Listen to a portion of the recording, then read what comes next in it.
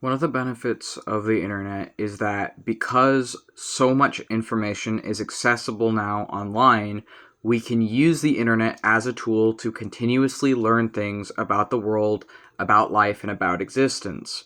However, personally, I think that some sources are more legitimate than others, and that it is important to be able to have the ability to critique a source and to know what is legitimate information versus what is illegitimate information. So, personally, for myself in this specific case, I would, if I'm interested in a particular subject, I would try and look into the history of that subject, and then I would try and find people who are teaching that subject at a college level and have either a YouTube channel or a website or blog or books to read. And I would try and find people who are studied in that subject and who have way more experience than me and who have years dedicated to that subject. And then those people would to me be my primary sources. And sources outside of those people would be not as valuable to my education as just learning from those people. We are very privileged to have a lot of people who teach for free online. You no longer have to waste hundreds of dollars to go to college or to do things because there's so much people who teach for free online. Anything under the sun, anything you could possibly be interested in, a lot of the times there are free and accessible sources for that now. And that's definitely a privilege. However, the internet doesn't have everything. And that's important to acknowledge. The internet only has what's been uploaded to the internet. And as an occultist, I am very much aware of the fact that a lot of the times there is a financial barrier to certain sources. What do I mean by this? So many texts don't have an English translation. There are certain texts, for example, I don't think there is an English translation for the 13th century Book of Wonders, which is where the Jinn King Alamar comes from. He originates from the 13th century Book of Wonders, which I think is written in medieval Arabic. And unfortunately, I don't think there is any English translation for this, at least not accessible. And also, there are like some other languages translations of it, but there's not really an English copy of that. And the copies of it that are available are extremely, extremely expensive. I believe when I looked into it, it's like $500 or something. And that would be just for a copy of it. Like, it would be like $500.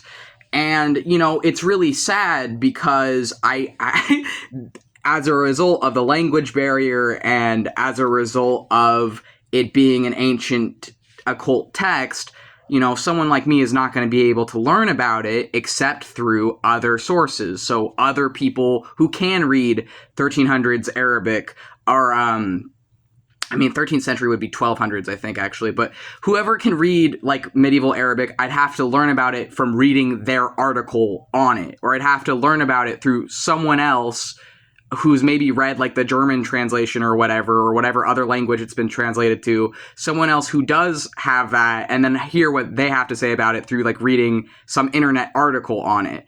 And it's very unfortunate because obviously some things are going to be lost in translation, and I'm never going to be able to know how much of the information I'm getting is accurate because I can't read the original source. And, you know, this is a problem you run into as an occultist. This is a problem that doesn't just apply to us sorcerers, though, or wizards. It applies to everyone. It applies to everyone because there's always going to be a limit or a financial barrier or some barriers you're going to come up against in things you want to learn when you don't have perhaps the resources to gain that information otherwise. So as much as the internet, we are blessed that it has so much information for us to learn about, and we can learn about whatever we want, there are still things that we can't learn about. There are still areas that are going to be blocked from us, and I want to learn more about certain things that, unfortunately, there just isn't a lot about online. Another example of this, The demon Cobal. Very little about him online. Most of it, unfortunately, is AI generated slop. There's a lot of AI generated slop content. It's really, really hard to find anything about that demon online. There's a lot of other spirits and other demons and gods and things that it's really hard to learn about with things online. And so one of the things I will do as a magician is I will summon a spirit who maybe would know about that spirit, and then I'll ask that spirit questions about that spirit, or maybe I'll summon that spirit and ask them directly questions about themselves, and then you can write down what you learn that way. But that's also going to be filtered through the lens of your own personal experiences and your own personal biases, and so that's not going to be it's going to have maybe some difficulties there. But essentially I bring this up because it's not even really about witchcraft. It's just about that there are things that you're not going to be able to find online, unfortunately. And sometimes you're not going to be able to learn about the things you want to. So I am someone that I would maybe say I'm a glutton for knowledge, or I crave knowledge, and knowledge is extremely, extremely important to me, and I want to learn as much as I possibly can about as much of the things that interest me. And in my specific case, the thing I am most interested in the entire world is demons. Anything that falls under demons has been what's been most fascinating to me for the last 5 years of my life. I'm 25.